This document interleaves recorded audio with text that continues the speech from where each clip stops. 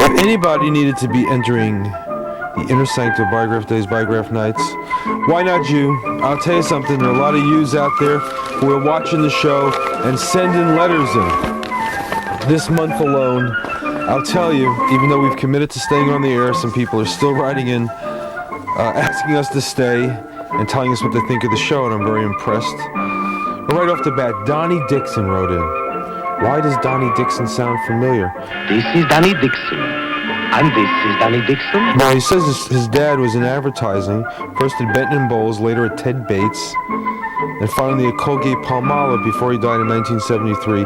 And he had a hand in creating some of the stuff I've been airing. And most important, he named a commercial after his son where, for Thingmaker, there was a character in the commercial I've been showing called Donnie Dixon. Clothes, shrunken heads, and all sorts of scary things. Mattel's new Fright Factory. No wonder everybody calls Donnie Dixon a little monster. This one's great, right here. Sue Williams wrote in, really nice letter, and she drew this picture and asked me, I'm curious if you are familiar with the Monster Magnet, a toy my sister has had since the 1960s. Just wondering. She's wondering if I've ever heard this. Sue, are you ready? Here you go, honey bunny. I still have mine shrink wrapped. There it is, nice close-up of the Monster Magnet. It sold for $1.49 by Whammo. Now you know I like getting your cards and letters, folks, especially when it's my 10th anniversary on Manhattan Cable Television. That went fast. Now you know Manhattan Cable loves us enough because we, like other public access shows, aren't even listed in the TV guide. We need to protect this country from their films and their television shows. So, when you write in for our program guide, we'll let you know when we're on, what kind of cartoons, TV shows, and commercials we got coming up this season, and I'm telling you, we got a lot of great stuff. But right now, sit back, relax, and watch this next cartoon. Welcome back to the show. We've been still getting letters in from people telling us how much they've enjoyed the program. And you know, the people who write in, they get on our mailing list, and we now have a Biograph program guide, newsletter type thing, that lets you know what's coming up on other shows. I get so many cards and letters from people asking me how to collect things. You know, our newsletter gives you little bits of tips here and there because it's impossible to write back to everybody. And then every once in a while, somebody sends stamps. And my sister loves it because we go through a lot of stamps trying to get back to everybody. I'm telling you, we have a lot of crazy programs this season. So I want you to write or call in for our new program guide. We'll send it to you, and you'll get to see what cartoons, TV shows, and commercials we got coming out. Well, thanks for tuning in to tonight's presentation of Biograph Days, Biograph Nights. I am sitting here tonight just playing with myself, and I'm enjoying my Etch-a-Sketch Ohio Arts. They've been a big supporter of this program, and we're going to be giving a lot of these away. Also, you know, you write in with the newsletter, we're going to tell you about where to find outrageous things in the art of collecting toys, films, videos, and all that stuff. But look at this. Color Forms, the original box reproduction, now at the Museum of Modern Art or Mythology or the Metropolitan Museum also has it. Very few people, and a couple of classy gift shops you're going to see this in. But this is a great collector's item.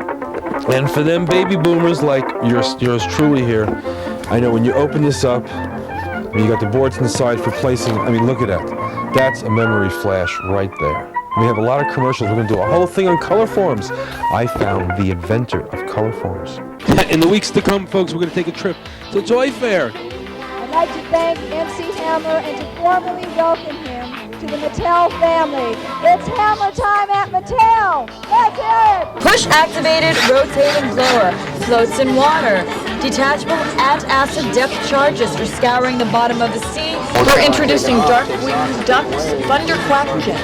It features a canopy that opens up and holds 2 figures. It has intricate console styling, and it also has retractable landing gear as well for all those aerial escapades for Dark-Winged Duck.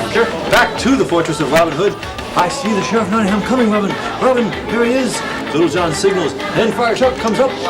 Come up, Fire Truck, where are you?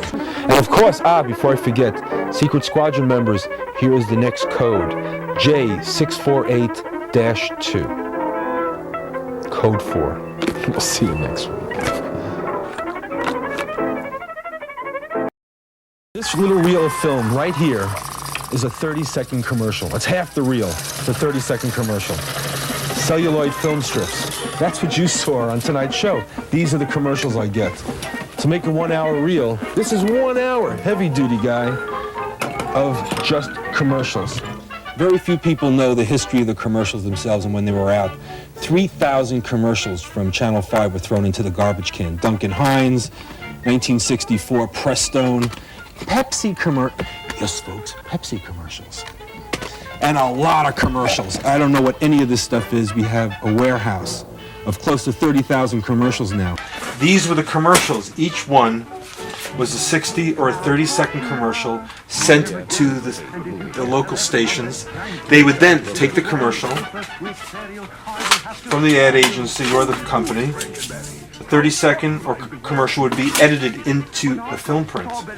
And then the film print would be shown live on the air. Oh. I always looked at myself as the Noah's Ark of collecting. I always wanted a little of everything. So what do you mean? You have newsreels? I'll take them. Castle films? I'll take them. Early TV shows? I'll take them. Commercials, half-hour commercials. Ooh, George Goebel shows, Juvenile Jury. The history of X-rays. Fats Waller. The Wild Bunch. Plumbing and Heating Division. Oh, man. My biggest problem is I own too much stuff, and it got out of hand. I used to be neat on a shelf. Oh, this blows. Now it's to the point where I can't even find some of the stuff I have. This just sucks. Before we go, let's take a look through this TV camera, okay? Now see that 58 Olds there? Oops, was there.